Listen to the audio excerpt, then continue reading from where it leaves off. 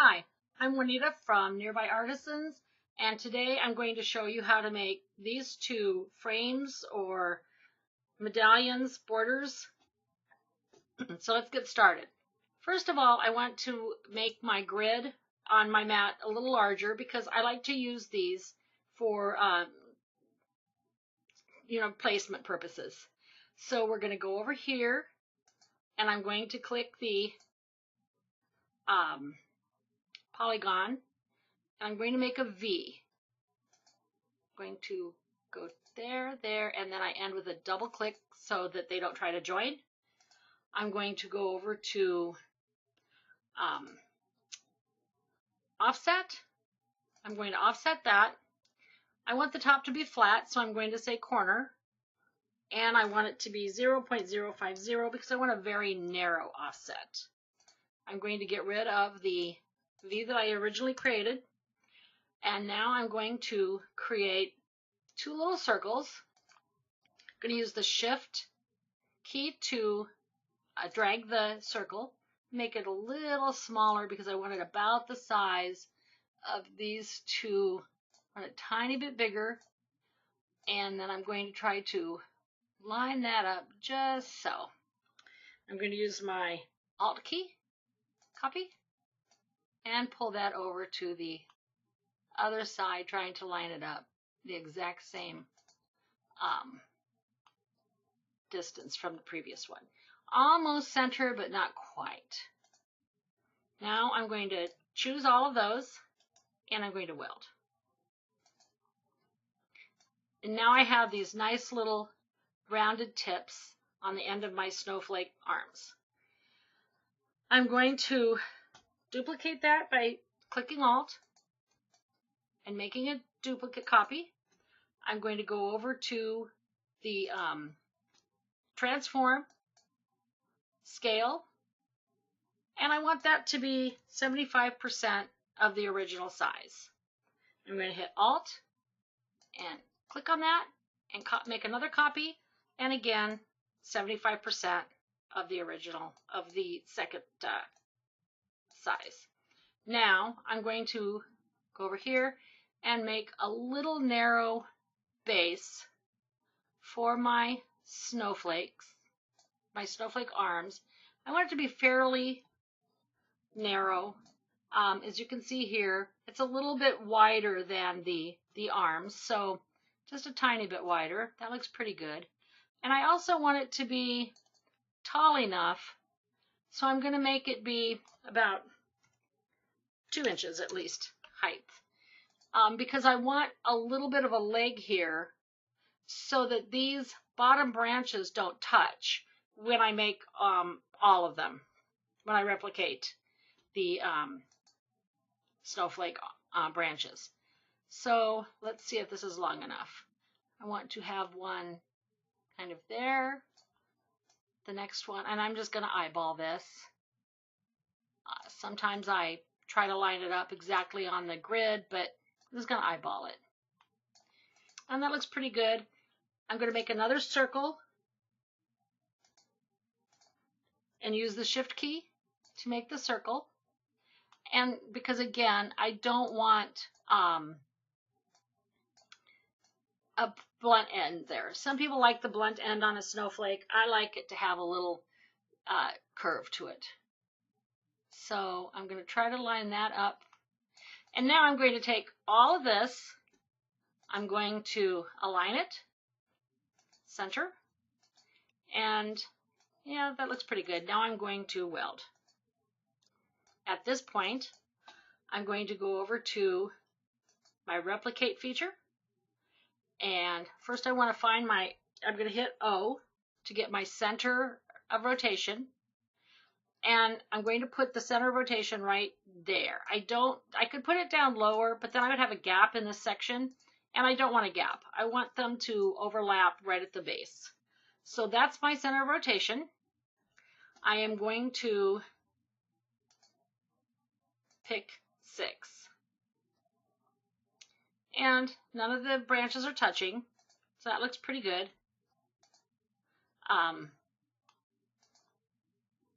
There's separated just the right amount, just enough space. So I'm going to go ahead and weld those. I'm going to make them somewhat smaller. And now I'm going to make a circle about 6 inches. And that should give me enough room to make these all separate. So I'm going to pull this over here. I'm going to get rid of my center rotation because I won't need that anymore. And I think I'm going to go ahead and line up my snowflake so that it's centered right there. And then I'm going to take my circle and just make it center to page. I just want these all lined up so that I have more ability later when I'm putting them, trying to rotate them. I'm going to go over to replicate, find my grab handle for this snowflake. I'm going to put it right on the line there. Now, the grab handle, you can use the grab handles to separate out sections. Like you could pull these apart and say you wanted to have like let it snow in the middle here, or put these out a little bit more, and you wanted a name or a greeting right in here. You could have these separate. I want them to be have a complete circle. So I'm going to put it back, and it just kind of snaps back into place. I'm going to line that up again, and this is the one that you use to make your copies, how many copies you want. I'm going to say I want 6. Oh, that didn't completely close, which is why it's not letting me make my copies. I think I'll just go backwards. There. And now I'm going to want 6. And that looks pretty good. I like how that's separated. It's going to be just enough room for trees. I'm going to choose all of those, release copies, which will release it from my circle. I'll pull that over there, choose all of those, and hit make compound path. Now I'm going to make my trees. I'm going to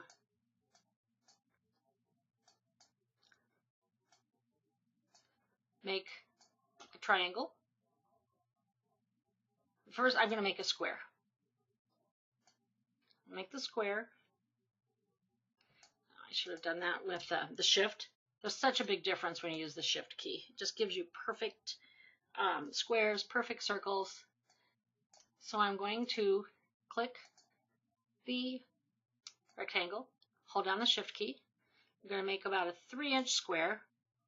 I want to rotate that square 45 degrees. I'm going to get my points for point editing, and I'm going to delete that point. And now I have a perfect triangle.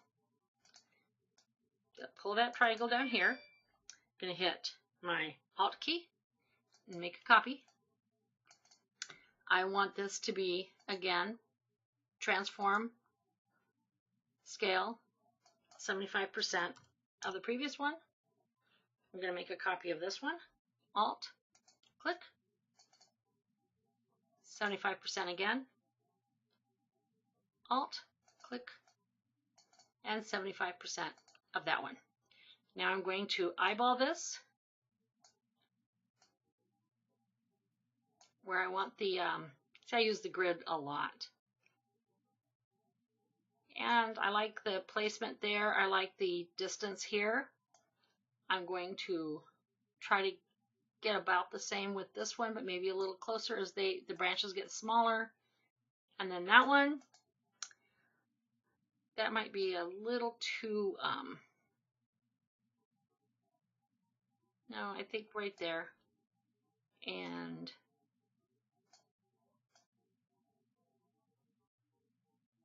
maybe right about there. Now I'm going to go ahead and align that in the center. And I'm going to kind of eyeball the alignment here. I like it. It looks pretty good.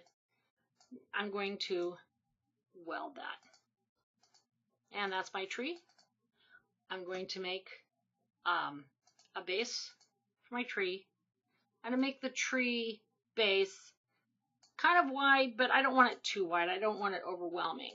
So and I don't want it too thin, where it looks like it couldn't support the tree. I'm going to align that in the center and weld. And there's my tree. Now I'm going to make this tree about the size of my snowflakes in width. I only care about the width because the length, as you can see, wouldn't matter. But I have to make sure that the width gives me enough room for the snowflakes in between. I'm going to bring my circle over, find my, go over to replicate, find my grab handle, and pull it up to there. Now I could also make my tree shorter if I decided at this point that it was too tall for the snowflake, so I could bring it down a little bit. Let's go ahead and try that.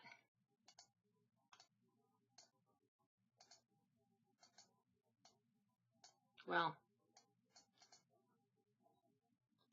I can go back.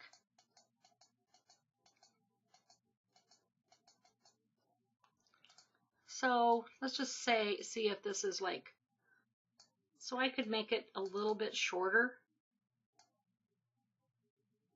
and still keep my width. That looks pretty good. So now I'm going to find my grab handle. I'm going to pull my grab handle up here.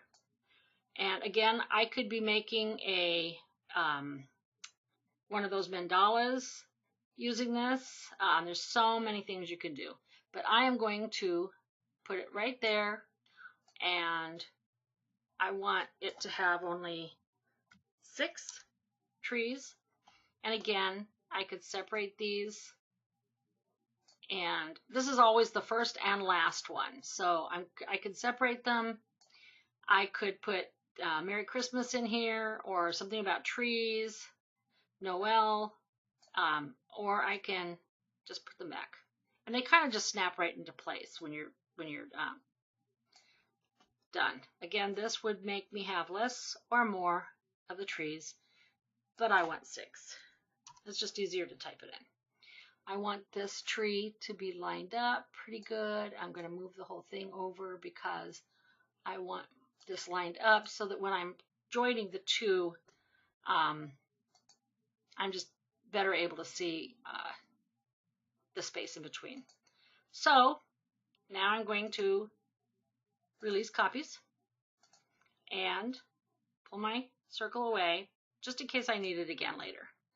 I'm going to make this smaller, click all of these, and oh, another thing that I want to show you though is that the while it's still connected to the circle, you could do perpendicular, take the perpendicular away, and they would all point the same way.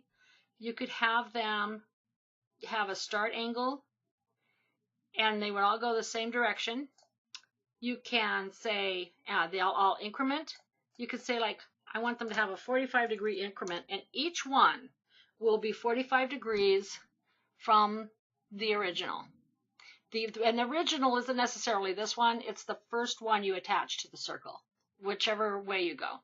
And so you could have like 20 of these and have them be smaller, and they would all go different directions. Say if you wanted it to be 90 degrees.